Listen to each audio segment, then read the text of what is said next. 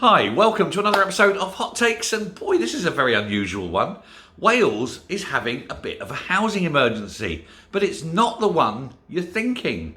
Because the Welsh Government has decided that owning two houses is a bad, evil thing, they've put a massive uplift on council tax and charges and things onto second home owners. Now, this isn't people who own a second home and rent it out, it's people who buy a second home for themselves, because apparently owning two homes is something that you're not allowed to do in Wales.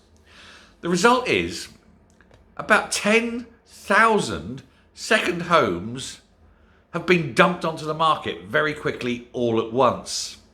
Now, by the simple law of supply and demand, of course, it means that there's lots and lots of properties on the market.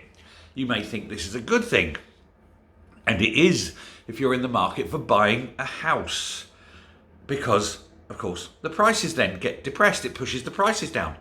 But it doesn't just put the prices down for those people selling their second homes. It puts the value of houses down everywhere, because people see, oh, well, look, that one's for sale and that one's for sale. I'll buy the cheapest one. And this guy's desperate to sell, so he reduces his price and so forth. And so house prices have fallen markedly, very quickly. And it will continue to stay low while all these houses sit there remaining unbought. Now, of course, those people looking to buy a house are saying, oh, look, all these houses have come on the market and they're all exceedingly cheap now.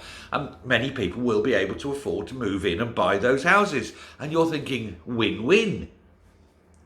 And of course, that's what happens in the minds of socialists, because socialists are, by and large, dumb. Because, of course, this is only those few thousand houses, those 10,000 houses have dumped on the market.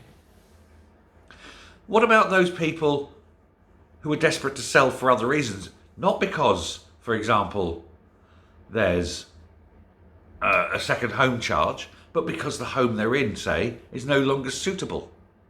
Well, their house is now worthless, and indeed worthless. They're not going to get as much money as they need.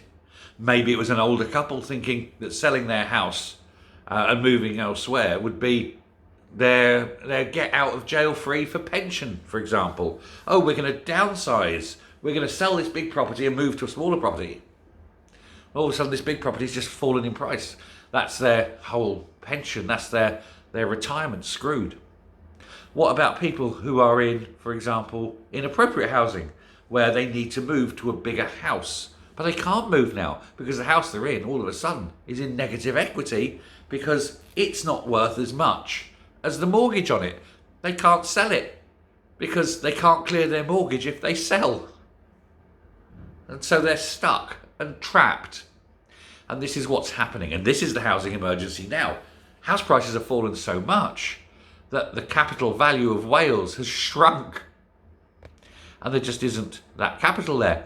And of course, if there's no capital, then you can't borrow. You find it very hard to borrow against the capital of that house as well. So people who are looking to maybe get a mortgage against their house to open a business, for example, can't do it because the house isn't worth enough, and so forth. And that's the true cost. And this is the cost of socialism. And this is why Wales is now truly and utterly screwed, because of a socialist government that doesn't understand the principles of capital and the principles of growth. And what, 10,000 houses across the whole of Wales? Is it really that big a problem? Do you know, if you wanted to, you could build 10,000 houses and you could fund it by the capital wealth of Wales. That same capital wealth that the socialists have completely undermined. Hail socialism, a failure every time it's attempted. Thanks very much. Bye.